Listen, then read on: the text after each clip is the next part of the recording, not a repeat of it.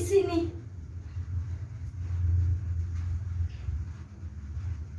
Perkenalkan, jika penontonnya pembaca elit begini, cukup panggil saya Sari. Keren bukan? Ya, supaya sampean ini tidak terganggu dengan kondisi saya yang seperti ini. Ingat saja, nama-nama beken seperti Desi Ratnasari atau Diah Permatasari. Ada juga Mayang Sari, Ita Purnamasari, dan mungkin sampean masih ingat dong dengan nama Anggita Sari. Itu loh yang bangga ketangkep sebagai PSK. Udah kebayang sekarang? Kalau belum kebayang, mungkin sampean masih ingat dengan nama Vanessa Angel. Nah, silahkan dilanjutkan lamunannya. Yang jelas, dari nama-nama artis tadi yang saya sebutkan, mereka ini memiliki tubuh yang bagus. Kulitnya putih, cantik, dan juga seksi. Dulu juga saya begitu loh. Beneran. Kalau sampai tidak percaya, tanya dengan penonton lain. Oh iya, nama saya ini Sariem. Kata emak, berdasarkan rumus Pitagoras yang menghitung nilai nama dari tiap huruf, Sariem ini berarti kesempurnaan dan kebaikan, dan selalu berhasil dalam segala hal, cerdas, dan juga selalu beruntung. Tapi menurut saya, yang paling saya banget tuh taat beribadah, rajin, dan juga sopan. Konon juga kata emak, nilai positif dari nama Sariem itu 100%. Padahal kalau kata si Pitagoras, nilai positif dari setiap nama itu hanya ada 65 sampai 70% saja. Dan itu sudah baik. By the way, pada tahu enggak dengan Pitagoras? Kalau enggak, silahkan di googling ya. Rumus-rumusnya tuh loh, terbukti bener banget. Ngomong-ngomong, sampean pasti tahu toh berita tentang penangkapan bupati akhir-akhir ini. Sampean juga pasti ngerti dengan kata OTT. Menurut Kamus Besar KPK, OTT ini berarti operasi tangkap tangan.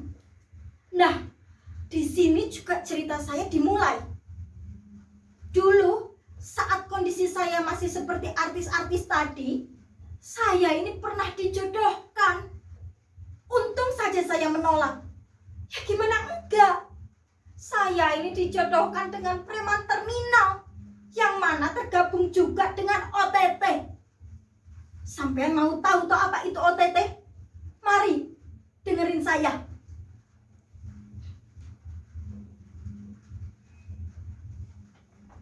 Once upon a time, in bulan Ramadan, emak membawa saya ke terminal kota. Niatnya sih untuk menjemput bapak yang sudah lama ini tidak pulang. Bapak berjualan buah di terminal kota. Ya, sebab buahnya biasanya kualitasnya ya biasa saja, seringkali dagangannya ini tidak laku. Kalau sudah begitu, bapak tidak mau pulang.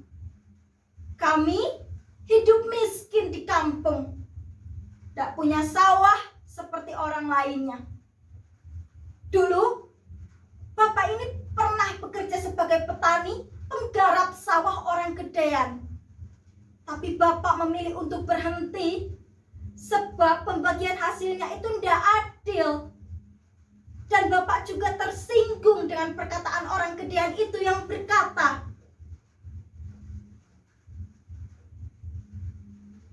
"Kowe ki syukur-syukur tak kasih makan. Kalau enggak, ya wis kere kowe." Bapak merasa harga dirinya diinjak-injak. Padahal menurut bapak, bapaklah yang selama ini memberi makan orang-orang gedean itu. Tanpa petani di desa, Orang-orang kota tidak akan bisa makan karena tidak ada beras. Sejak itulah Bapak bertekad menjadi pedagang yang sukses. Ia ingin seperti Abu Rizal Bakri, Khairul Tanjung, Dato Sri Tahir, atau bahkan Surya Paloh yang sekaligus menjadi pedagang sukses dan politisi. Emak sebenarnya kurang setuju dengan hal itu. Ya gimana enggak? Bapak ini tidak ada potongannya sebagai pengusaha yang sukses. Bapak adalah model petani kecil. Sampean pasti tahu toh harga buah Indramayu saat musiman. Nek dibanding ke karo terasi, ya jelas harga terasi ini lebih tinggi dibandingkan buah Indramayu. Ujung-ujungnya saat musim buah, buah-buah ini akan busuk di pohonnya. Tapi sayang, Bapak tidak mengerti dengan ini. Pikirannya tetap tak ingin merasa diinjak-injak saat ia menjadi seorang petani. Sampailah Bapak menjajakan buahnya di terminal kota. Emak tahu di sana banyak preman yang sering main palak.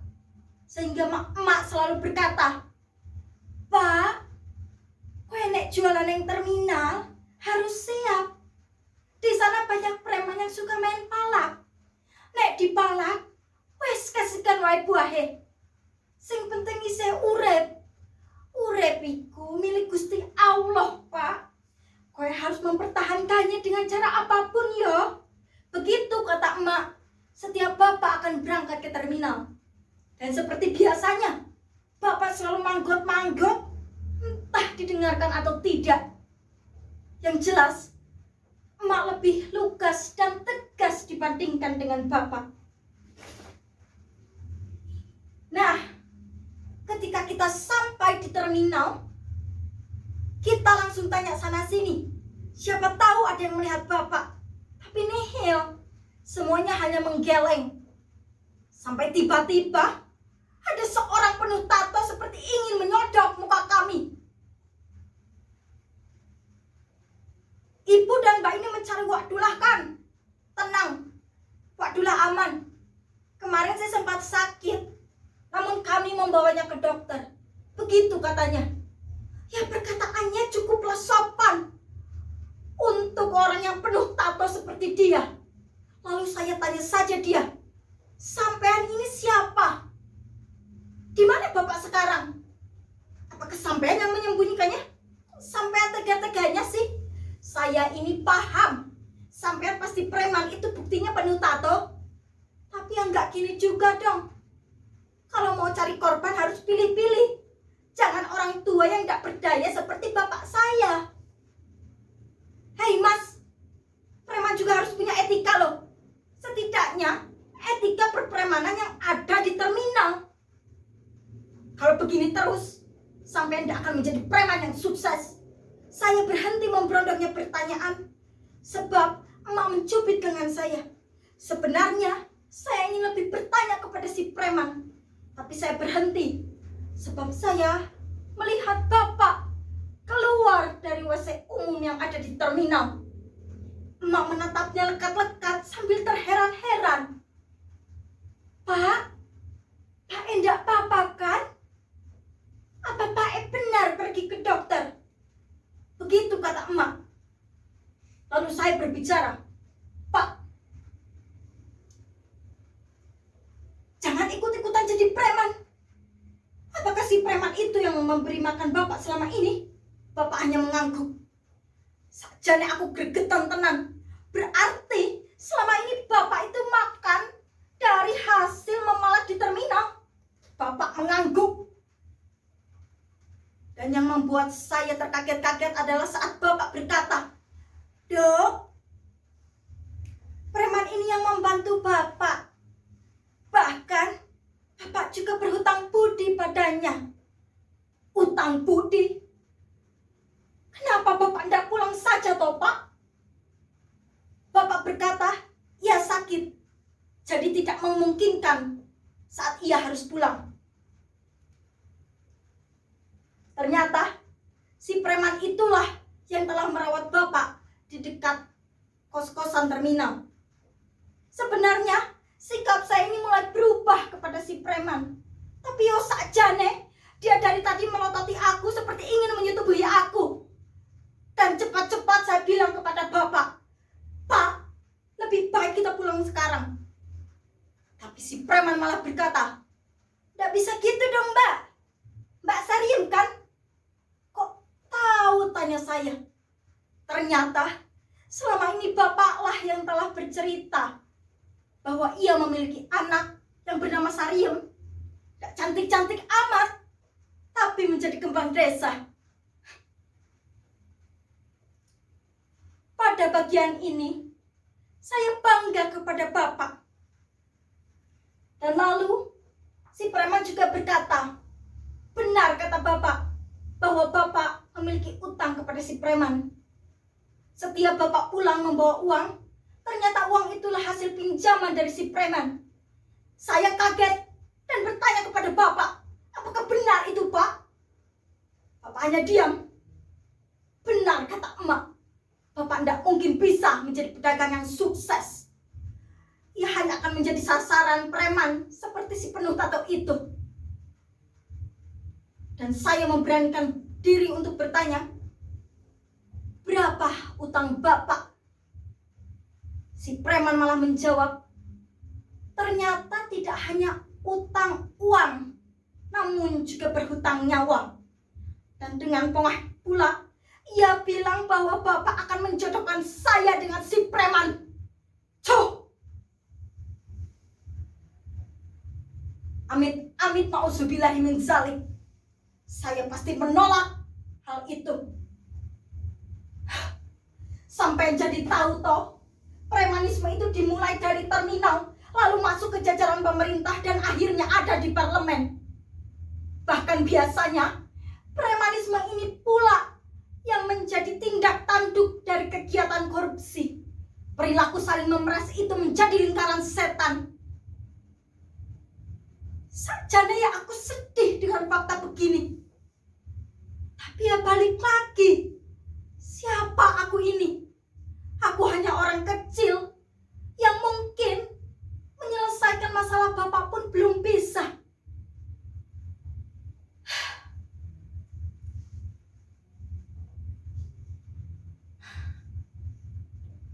Lalu si preman bercerita, saat bulan Ramadan dan saat OTT beroperasi di terminal, dagangan bapak diobrak-abrik. Bahkan mereka berteriak-teriak sambil menghudus pedangnya untuk menyapu pedagang yang ada di trotoar. Apalagi pedagang makanan. Sampai pas ditanya, apa itu OTT? Nanti saya jelaskan. Yang jelas adalah OTT ini organisasi yang merasa mewakili Tuhan di bumi.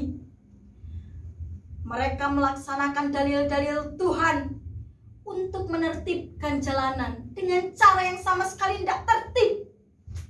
Lama-lama, OTT ini malah merasa menjadi Tuhan. Dengan itu, ia berhak melarang, menertibkan, bahkan meniadakan orang yang tidak mendengarkan perintahnya.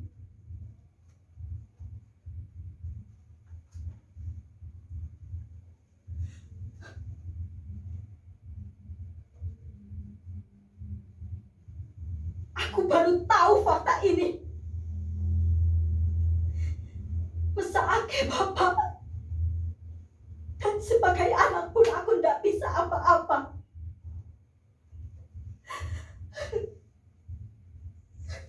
Duh Gusti. Ya kami ini hanya orang kecil. Dan kenapa negeri yang dulunya tentram tertara harja ini seketika berubah menjadi arena pengklaiman kebenaran? Rasanya pengen kembali ke masa lalu, di mana persaudaraan lebih penting daripada perbedaan keyakinan. Saya rasa sampai juga pasti tahu toh gimana dulu kita dengan santainya menyikapi perbedaan.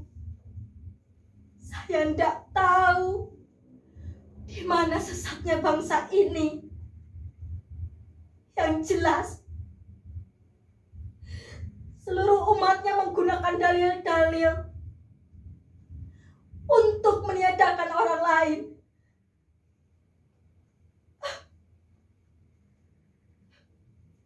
Tuh kan, kalau cerita begini, saya nih jadi sentimental loh. Udahan saja ya ceritanya.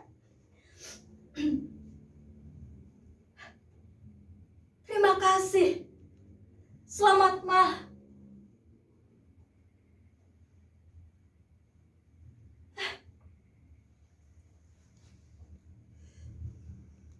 Tapi pada sore hari di bulan Ramadan itu, tiba-tiba saya melihat serombongan orang berjubah putih. Mereka menyepak para pedagang yang ada di trotoar. Lalu mereka berteriak-teriak sambil menghunus pedangnya. Tak lama, mereka memasuki terminal. Mereka mengamuk-amuk. Dan lalu mereka ada di terminal. Mereka mengobrak-abrik para dagangan. Dan aneh, si preman malah ikut-ikutan. Dan bahkan dengan teganya, ia menendangi bapak dan juga emak. Saya berusaha menolong, namun si preman malah berkata, "Kalian kafir." Lalu ia menghunus pedang dari balik punggungnya. Serat!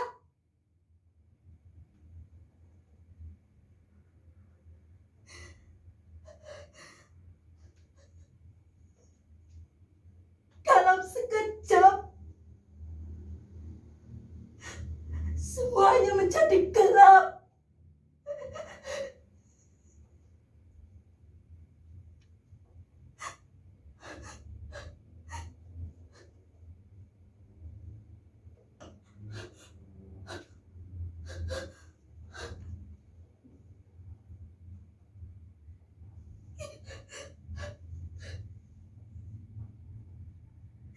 Ternyata saya baru sadar ketika melihat sampean di sini. Ini waktu untuk terakhir kalinya dari saya untuk memberitahu kalian bahwa OTT adalah organisasi tanpa toleransi yang telah membunuh bapak, emak, dan juga saya.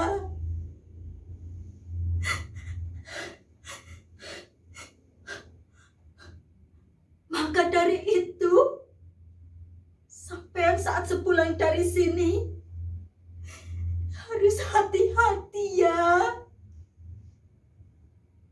Banyak OTT di jalan-jalan Jakarta sekarang.